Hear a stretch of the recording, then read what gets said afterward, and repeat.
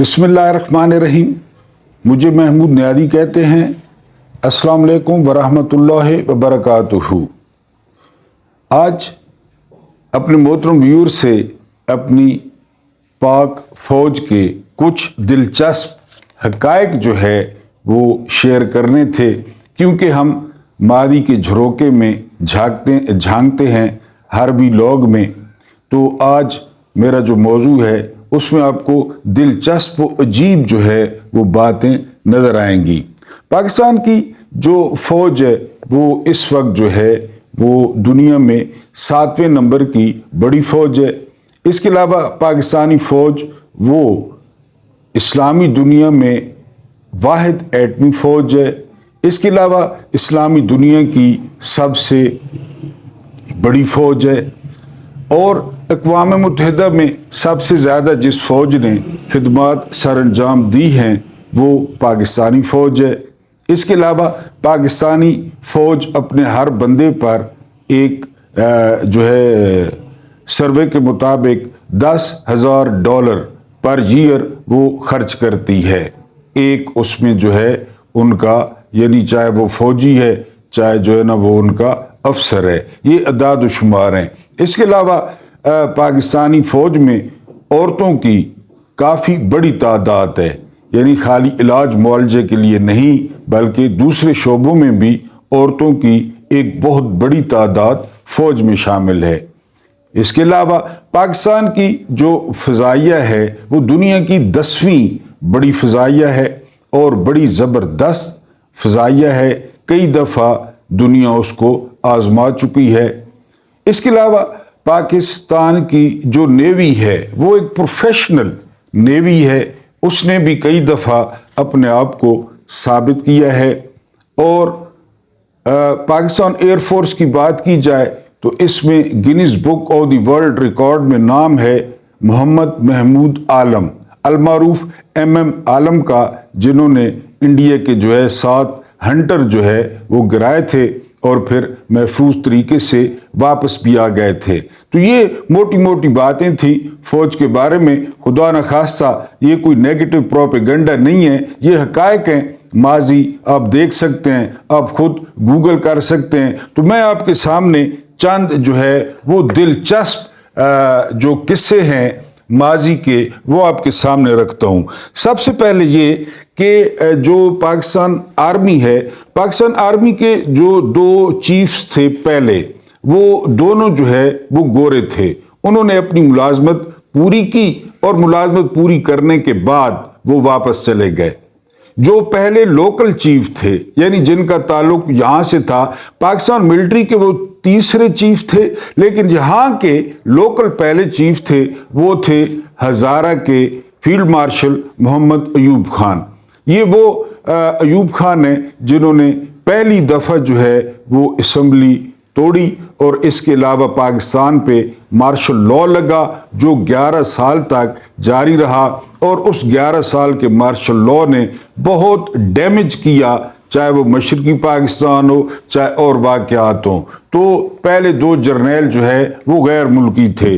दूसरी आपको दिलचस्प जो है वो बात बताऊं वो ये कि पाकिस्तान के chief of army staff general मूसा खान का ताल्लुक वो बलोचिस्तान की हज़ारा बरादरी से था। मूसा खान जब चीफ थे तो उस वक्त 65 की जंग हुई। उनके बारे में एक दिलचस्प बात यह है कि इंसानों से तो वो जंगें लड़ते रहे, लेकिन कराची में जब वो पोस्टेड हुए तो उनको एक ऐसा मकान मिला जहां से रात को चीखें आती थीं और उनको लोग चलते दिखाई देते थे सेन में। तो फिर जनरल साहब ने अपना एक बुजुर्ग बुलवाया और उस बुजुर्ग ने वहाँ पे कोई चिल्ला शिल्ला काटा, दम शम किया और वो जो वहाँ पे मखलूक थी वो भाग गई और फिर जनरल साहब ने वहाँ पे रहना शुरू किया। तीसरा आपको जो है ना वो फ़ौज के बारे में एक जो हकीकत बताऊं कि यही chief of army staff general मूसा खान, ये जब इनका इंतकाल हुआ तो इनकी जो है वो वसीयत थी कि उनको ईरान में हज़रत इमाम रज़ा जो है उनके जो है वो मज़ार में दफन किया जाए। तो उनकी वसीयत पे अमल करते हुए जनरल मूसा खान को ईरान में दफन किया गया। उसके बाद नवाब ऑफ कालाबाग, बड़ा मशहूर व मारूफ करैक्टर आप जानते हैं, मलिक अमीर मोहम्मद खान। जब अयूब खान फैसला करने पे तुल गए कि वो सारा कुछ याह्या खान के हवाले करेंगे, तो नवाब ऑफ कालाबाग ने उनको ऐसा करने से मना किया और नवाब ऑफ कालाबाग ने कहा कि ये परले दर्जे का अय्याश है, इसके हवाले कौम की तकदीर न करें। लेकिन अयूब खान ने कहा था कि इस कौम ने मुझे कुत्ता कहा है, लिहाजा मैं इस कौम को सूअर के हवाले करके जाऊंगा। और वाकई फिर उन्होंने कौम को सूअर के हवाले कर दिया, क्योंकि यहाँ बदला चलता है, यहाँ अनाज चलती है, यहाँ मुल्क और कौम का कौन सोचता है। उसके बाद ये जो सूअर थे बकौल अयूब खान यानी जनरल याह्या खान, जिनको अयूब खान ने सूअर करार दिया था, वो पाकिस्तान के 5वें जो है वो आर्मी चीफ थे, 5वें। और इन्हीं के दौर में जो पाकिस्तान 2 लाख हुआ, कैद आज़म का पाकिस्तान कत्ल हुआ, मशरकी पाकिस्तान अलहदा होकर बांग्लादेश बन गया। उसके लिए कई वीडियोस दरकार हैं, मैं अक्सर जिक्र करता रहता हूँ। बहरहाल ये पाकिस्तानी फौज के 5वें चीफ थे जब पाकिस्तान टूटा। उसके बाद जब भुट्टो को एक और पाकिस्तान की तारीख का मुतनाज़ा तरीन जो है वो किरदार, जब भुट्टो को इक़्तिदार मिला तो भुट्टो ने सबसे पहला काम ये किया कि भुट्टो ने याह्या खान और जनरल रानी को गिरफ्तार करा लिया। यानी बाज़ तारीख के माहिरीन ये भी कहते हैं कि इसके पीछे लॉजिक ये थी कि भुट्टो चाहते थे कि कम से कम लोग याह्या को और जनरल रानी को मिलें, ताकि जो भुट्टो मुलविस रहा था उनके साथ हर शय में उसके बारे में वो लोगों को न बताएं। उसके बाद क्या था जी, जो सबसे अहम किस्सा आपके साथ डिस्कस करना है कि 3 मार्च 1972 को पाकिस्तान की तारीख का पहला वाकया, जब पाकिस्तान के chief of army staff general गुल हसन को अगवा कर लिया गया और जनरल गुल हसन के पहलू पर पिस्तौल रख दिया गया। जब ये सारा प्रोसेस हो रहा था तो लाहौर पहुंचने से पहले पहले जनरल टिक्का खान को चीफ ऑफ आर्मी स्टाफ के क्राउन लग चुके थे। ये भी मेहरबानी थी भुट्टो साहब की। और जब से ये हुआ है तो उसके बाद जब चीफ ऐवान वज़ीर आज़म में आता है या वज़ीर आज़म हाउस में आता है तो काफ़ी बंदोबस्त करके आता है, क्योंकि एक वाक़या हो चुका है कि chief of army staff general गुल हसन को अगवा किया गया गाड़ी में, उनके पहलू में गन रखी गई और फिर इसी दौरान जब उनको रिलीज किया गया तो जनरल टिक्का खान जो है वो स्टार लगा चुके थे और नए चीफ बन चुके थे। तो ये अगवा होने वाले पहले मेरा ख्याल है पाकिस्तान के चीफ होंगे। उसके बाद क्या हुआ जी, उसके बाद टिक्का खान, जिस तरह मैंने कहा कि गुल हसन को अगवा करने के बाद टिक्का खान को चीफ ऑफ आर्मी स्टाफ बना दिया गया। लेकिन टिक्का खान के बारे में आपको ये बात बताता चलूं कि मशरकी पाकिस्तान के लोगों ने वो जूतों के हार वो तैयार किए थे कि वो टिक्का खान के गले में डालेंगे और मुजीबुर रहमान टिक्का खान को बुचर ऑफ बंगाल यानी बंगालियों का या बंगाल का कसाई कहते थे, क्योंकि इन पे इल्ज़ाम था कि इन्होंने ऑपरेशन सर्च लाइट जो बांग्लादेश में किया गया उसमें बहुत ज़्यादा बंगालियों को नुकसान पहुंचाया। उसके बाद जी, और टिक्का खान वो चीफ थे जो बाकायदा सियासत में, न सिर्फ सियासत में आए बल्कि पीपल्स पार्टी के टिकट पर ये इलेक्शन लड़े और रावलपिंडी में इनको शेख रशीद अहमद ने वो बड़ी भारी मार्जिन के साथ हरा दिया था। फिर इलेक्शन हारने के बाद बेनज़ीर भुट्टो ने इनको पंजाब का गवर्नर बना दिया था। यानी टिक्का खान के साथ ऐसे भुट्टो खानदान के तल्लुकात थे।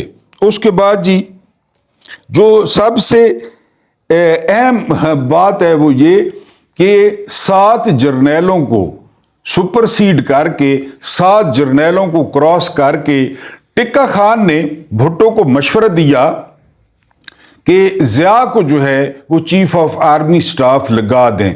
7 جرنیلوں کو گھر بھیج دیں، کیونکہ میں نے اپنی آنکھوں سے دیکھا ہے، ایک تو اس کا خاندانی بیک گراؤنڈ نہیں ہے، اور دوسرا یہ ساری رات جائے نماز پہ پڑا رہتا ہے اور ہر وقت عبادت کرتا رہتا ہے۔ تو یہ ٹکا خان تھے جنہوں نے 7 جرنیلوں کو گھر بھجوایا، ضیاء کو چیف لگوایا، اور ضیاء نے پھر بھٹو صاحب کے ساتھ کیا کیا، واللہ خیر الماکرین، یہ آپ نے یاد رکھنا ہے۔ اس دوران ایوب اور یہ سارے جو معاملات تھے، یعنی اس دوران یا ایوب، ضیاء، اس دوران پاکستان میں جس شخص نے سب سے زیادہ مار کھائی اور سب سے زیادہ تھانے گیا وہ تھے جناب حبیب جالب، یعنی جن کی نظمیں، یعنی عجیب ظلم ہے کہ وہ شہباز شریف پالشیا جس کی نظمیں گاتا اور غراتا پھرتا ہے، ورنہ جالب کہاں اور ان 2 نمبر لوگوں کا تعلق کہاں۔ بہرحال جالب سب سے زیادہ زیر عتاب رہے اس کے ایوب خان کے دور میں، یا کے دور میں، حتیٰ کہ بھٹو کے دور میں، اور پھر ضیاء کے دور میں بہت زیادہ۔ بھٹو کے دور میں انہوں نے کہا تھا نا، لڑکانے چلو یا ورنہ تھانے چلو، یہ نظم ان کی بھٹو دور کے بارے میں تھی۔ تو یہ شخص سب سے زیادہ زیر عتاب آئے اور ماریں کھائیں۔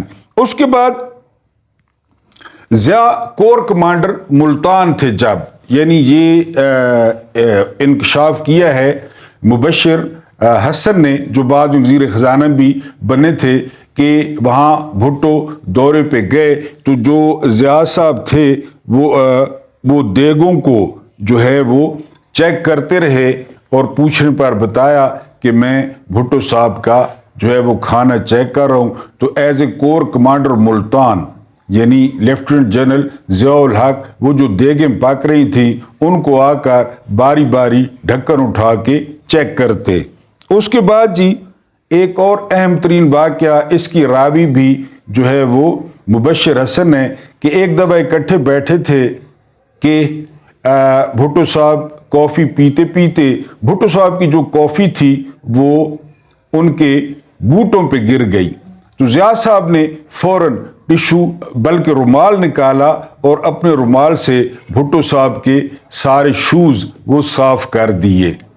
ڈاٹ کنیکٹنگ آپ خود کر لیں، یعنی اس وقت چیف جو ضیاء صاحب تھے انہوں نے بھٹو صاحب کے رومال سے شوز صاف کیے، کافی صاف کی۔ اس کے بعد ضیاء صاحب جو ہے وہ پھر آپ کو پتہ ہے کہ بھاولپور میں ضیاء صاحب نے بھٹو کا تختہ الٹا، پھر 9-10 سال حسب معمول مزے کیے ایوب خان کی طرح، پھر بھاولپور بستی لال کمال میں ان کا جہاز پھٹا، وہ جاں بحق ہوئے۔ ان کے ساتھ جنرل اختر عبد الرحمان بھی تھے، وہ جو chairman joint chief of staff committee تھے، لیکن یہ تاریخ نے دیکھا کہ جو جنرل ضیاء صاحب ہیں ان کا جو ہے وہ جنازہ بڑا جذباتی تھا، اور جنازہ بہت بڑا تھا ضیاء صاحب کا، اور ان کو فیصل مسجد کے صحن میں دفن کیا گیا۔ اس کے علاوہ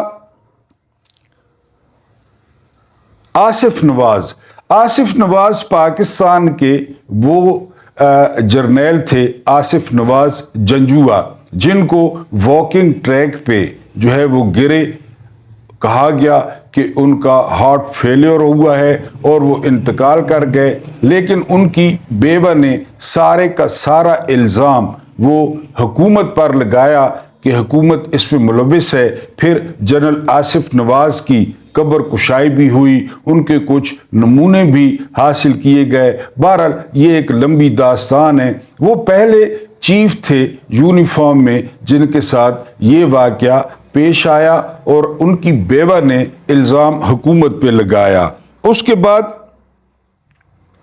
شجاع نواز، یہ جنرل آصف نواز کے بھائی ہیں، یہ اپنی کتاب میں واقعہ لکھتے ہیں کہ جب نواز شریف مری میں تھے تو chief of army staff general Asif Nawaz Janjua وہ مری میں ان سے ملنے گئے۔ ملنے کے بعد جب باہر نکلے تو نواز شریف چیف صاحب کو باہر چھوڑنے کے لیے آئے، اور نواز شریف نے جب آصف نواز جنجوعہ کی کار دیکھی تو آصف نواز سے کہا کہ جنرل صاحب یہ کار آپ کی شان کے مطابق نہیں ہے، لیکن جنرل صاحب نے کہا نام لیتے ہوئے کہ یہ کراؤن کار ہے اور میں یہی استعمال کرتا ہوں، تو وہاں پہ شہباز شریف نے چابیاں پیش کی اور وہ چابیاں تھیں بالکل برانڈ نیو BMW کی کہ آج سے آپ یہ کار چلائیں۔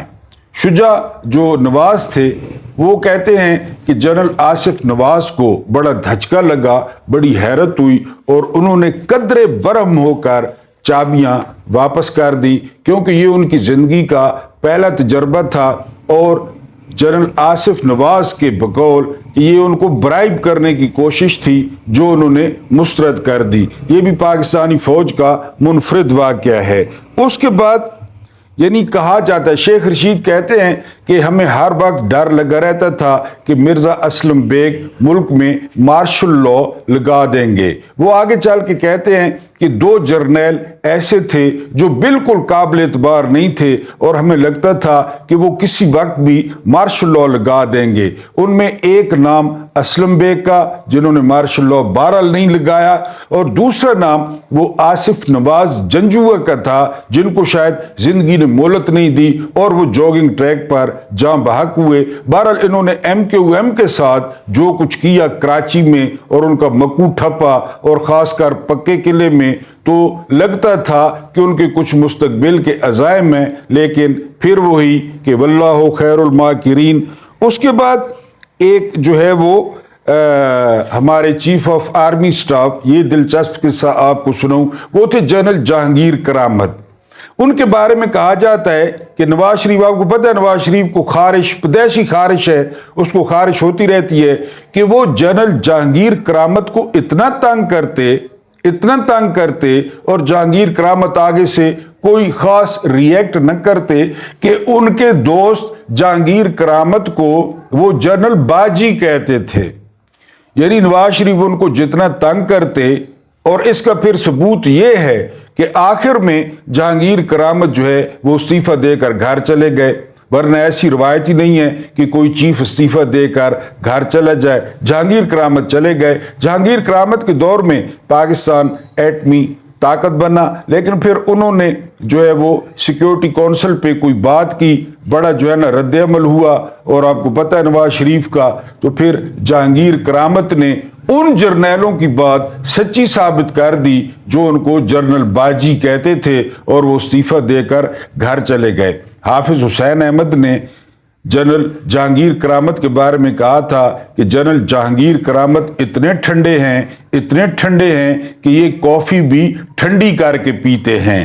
بہرحال اس کے بعد کیا ہوا جی؟ اس کے بعد پھر جنرل پرویز مشرف 1999 کو ہوا، سب کچھ لپیٹ دیا گیا۔ General Mahmood, General Muzaffar Usmani, General Abdul Aziz اور جو ہے نا پرویز مشرف، ان سب نے جب مشرف فضا میں تھے انہوں نے مارشل لا لگا دیا اور نواز شریف کی حکومت کا تختہ الٹ دیا، اور پھر آپ کو پتہ ہے نواز شریف حسب عادت، حسب وعدہ، حسب ذائقہ سرور پیلس جدہ فرار ہو گئے اور پیچھے سے مشرف صاحب نے موجیں کی۔ اس کے بعد جی اشفاق پرویز کیانی، یہ واحد چیف آف آرمی سٹاف جو ہے نا اس وقت تھے جو پاکستان بننے کے بعد پیدا ہوئے، یعنی 14 اگست 1947 کے بعد پیدا ہونے والے پہلے پاکستانی آرمی چیف وہ اشفاق پرویز کیانی تھے۔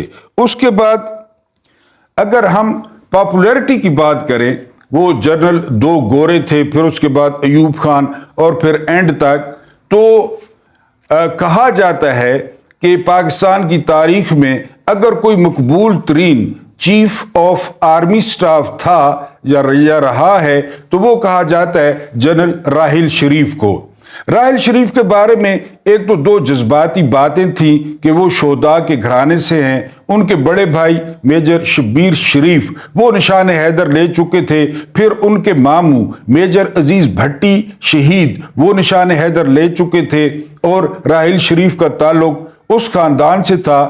تو ایک تو راحیل شریف کی جو ہے وہ پرسنالٹی اس قسم کی تھی، پھر راحیل شریف نے جو ہے وہ ایکسٹینشن قبول نہیں کی، حالانکہ بعد میں لوگ کہتے ہیں کہ ان کا بڑا دل تھا کہ ان کو جو ہے وہ ایکسٹینشن دی جائے، لیکن ان کو ایکسٹینشن نہیں ملی یا انہوں نے نہیں لی۔ بہرحال راحیل شریف کے بارے میں کہا جاتا ہے کہ وہ بہت زیادہ پاپولر تھے اور یہ پہلے چیف آف آرمی سٹاف تھے جن کے بارے میں پوسٹرز بھی لگے تھے کہ جانے کی باتیں جانے دو، اینڈ سو۔ وہ کس نے لگوائے تھے، کیوں لگوائے تھے، اس کا نہیں پتا۔ بہرحال ملک بھر میں وہ بینرز بھی لگے تھے۔ اس کے بعد جو اہم اور آخری بات آپ سے شیئر کرنی تھی بقول رؤوف کلاسرا، وہ یہ بات کہ ایک دفعہ میں نے جنرل باجوہ سے پوچھا، چیف آف آرمی سٹاف سے، کہ یہ جو لسٹ ہے انگریز جرنیلوں سے لے کر اور آپ تک، تو آپ کا ان میں جو فیورٹ جرنیل ہے یا آپ ایک پروفیشنل یا سب سے اچھا چیف آف آرمی سٹاف کس کو سمجھتے ہیں؟ تو جنرل باجوہ نے کہا تھا کہ ان کے نزدیک آج تک کا سب سے پروفیشنل اور جو best chief of army staff رہا ہے وہ جنرل عبدالوحید کاکڑ تھے۔ یہ میں باجوہ کی بات کر رہا ہوں کیونکہ کاکڑ نے بھی کوئی ایکسٹینشن نہیں لی۔ کاکڑ نے نواز شریف اور غلام اسحاق خان کا جھگڑا جو ہے وہ حل کرایا تھا، دونوں کو استعفیٰ دینے پہ جو ہے وہ مجبور کیا تھا، دونوں کو گھر بھیجا تھا۔ تو باجوہ کے بقول جو وحید کاکڑ تھے وہ زبردست جرنیل تھے۔ اور کلاسرا نے ویسے پوچھ لینا تھا باجوہ سے اپنے بارے میں بھی کہ بڑی گھیسیاں کر کے انہوں نے ایکسٹینشن لی اور پھر وہ شاباشیں لے کر گئے یا قوم کا کیا لے کر گئے گھر۔ تو کاکڑ صاحب کی ایک بات یہ بھی تھی نا کہ کاکڑ صاحب نے ایکسٹینشن نہیں لی تھی۔ بہرحال یہ چند دلچسپ اور عجیب و غریب حقائق تھے پاکستان کے سب سے بڑے ادارے کے بارے میں۔ آپ کو پتہ ہے وی لاگ کا فارمیٹ یہی ہے کہ اس میں ماضی لازمی ہوتا ہے اور پھر ہوتا ہے وہ کت خانہ، یعنی پاکستانی پولیٹکس۔ 125 ارب روپے کا بم وہ تیار کر لیا ہے اورنگزیب صاحب نے۔ میں نے آپ کو بتایا نا کہ یہ اتنے کٹے ہوئے لوگ ہیں معاشرے سے، یہ لوگوں سے اتنے کٹے ہوئے ہیں کہ ان کو یہ نہیں پتا کہ لوگوں کی حالت کیسی ہے۔ میں آپ کو ایک دفعہ پھر واقعہ سناتا ہوں فرانس کے بادشاہ کا، پہلے سنا چکا ہوں لیکن چونکہ نئے نئے لوگ ساتھ شامل ہوتے رہتے ہیں۔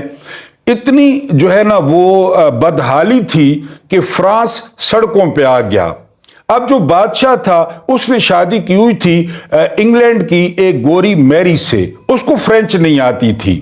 وہ دونوں محل کی بالکونی پہ کھڑے تھے، نیچے لوگ ہی لوگ تھے اور وہ نعرہ مار رہے تھے ہمیں روٹی چاہیے، ہمیں روٹی چاہیے۔ تو وہ چونکہ ملکہ کو فرینچ نہیں آتی تھی، ملکہ نے جب کہا کہ یہ کیا کہتے ہیں تو بادشاہ نے ملکوں کو کہا یہ کہتے ہیں ہمیں روٹی چاہیے۔ تو ملکہ نے فوراً پلٹ کر کہا کہ یہ کیک کیوں نہیں کھاتے؟ اگر ان کے پاس روٹی نہیں ہے تو یہ کیک کھائیں۔ یہ لوگ ہیں جو ہمارے وزیر خزانہ اورنگزیب صاحب ہیں، ان کو 3 کروڑ ماہانہ پہ رکھا گیا ہے۔ اس دن بھی بتایا تھا کہ 3 کروڑ تنخواہ ملے گی، پیٹرول سرکاری ملے گا، ڈیزل سرکاری ملے گا، افطار ڈنر اور سحریاں اور یہ بہرحال ان کا روزوں شوزوں سے کیا تعلق ہے؟ یہ بڑے لوگ ہیں، یہ جو ہے نا بخشے ہوئے ہیں انورٹڈ کاماز میں، متقی ہیں انورٹڈ کاماز میں، ان کے پاس جو ہے نا وہ رکے ہوں گے، رکے انورٹڈ کاماز میں۔ تو ان صاحب کو 3 کروڑ روپے پہ ہائر کیا گیا ہے، اور ہائر کس لیے کیا گیا ہے کہ اس نے 125 ارب روپے کا اگلے مہینے سے وہ بوم یعنی یہ 3 کروڑ روپے دینے کا فائدہ یہ تو آپ مالو مسلی کو بنا دیں وزیر خزانہ، مجھے بنا دیں یا آپ کسی مراسی کو بنا دیں، وہ کہے گا کہ جی یہ اتنے پیسے جو ہے نا عوام پہ لگا دیں۔ یعنی پہلے وہ جو مستری تھا ڈارا چنن دین سیکلوں والے نہ پتور، اس کی کیتا اسی یہ کام کیتا، لو ٹیکس کرو بجلی مہنگی۔ اب بجلی نہیں جیڑی قیمت ہے وہ سنا ہے 4.5 روپے فی یونٹ وہ یہ مہنگی کرنے جا رہے ہیں، اور 12,000 روپیہ وہ فی شٹر، یعنی یہ جو دکاندار ہیں فی شٹر یہ ٹیکس لگانے جا رہے ہیں۔ اور یہ ٹوٹل کتنا بن رہا ہے جی آپ کے لیے عیدی کتنی بن رہی ہے؟ وہ بن رہی ہے 125 ارب روپے کی۔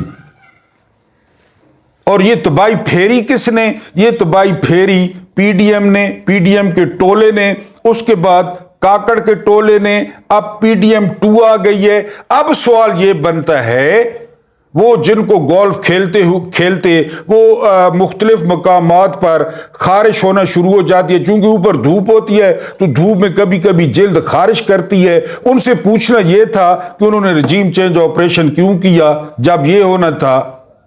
ان کو عمران خان کیا کہہ رہا تھا؟ ان کو 175 روپے کا ڈالر کیا کہہ رہا تھا؟ ان کو 150 روپے کا پیٹرول کیا کہہ رہا تھا؟ ان کو بڑھتی ہوئی برآمدات کیا کہہ رہی تھی؟ ان کو بڑھتی ہوئی ترسیلات زر کیا کہہ رہی تھی؟ ان کو صحت کارڈ کیا کہہ رہا تھا؟ کہاں پہ ان کو خارش کر رہا تھا؟ آپ بتائیں۔ ان کو لائے تھے نا آپ لوگ، یعنی قوم کی گالیاں کھائیں، قوم کی نفرت کھائی، مینڈیٹ چوری کیا، مینڈیٹ پہ ڈاکہ مارا، سکندر سلطان راجہ نے ڈاکہ مارا، اس نے چوری کی، قاضی فائز عیسیٰ نے مکروہ کردار ادا کیا۔ اس قسم کا یقین کریں کہ جسٹس منیر اور مولوی مشتاق، مجھ سے اگر آپ کمپیریزن کرائیں تو قاضی فائز عیسیٰ اور عامر فاروق وہ ان سے یعنی مکروہ کردار میں وہ بڑھ گئے ہیں، کیونکہ وہ ایک بندے کا کیس تھا بھٹو کا، یعنی وہ جو ہے نا مولوی مشتاق کا تھا نظریہ ضرورت، وہ بھی بھاری تھا۔ پھر مولوی جو ہے نا جسٹس منیر کا یہ کیس تھا کہ اس نے نظریہ ضرورت کے تحت اسمبلی کے ٹوٹنے کو جائز قرار دیا، مولوی مشتاق بھٹو صاحب۔ لیکن یہ دو جو مکروہ کردار ہیں نا، مکروہ کردار یعنی فائز عیسیٰ اور عامر فاروق، آپ کو یاد ہوگا پنڈی کے کمشنر کی وہ پریس ٹاک، اس نے کیا کہا تھا؟ اس نے کہا تھا میں ذمہ دار ہوں، فائز عیسیٰ ذمہ دار ہے، چیف الیکشن کمشنر ذمہ دار ہے، اور ہمیں کسی چوک میں پھانسی دی جائے۔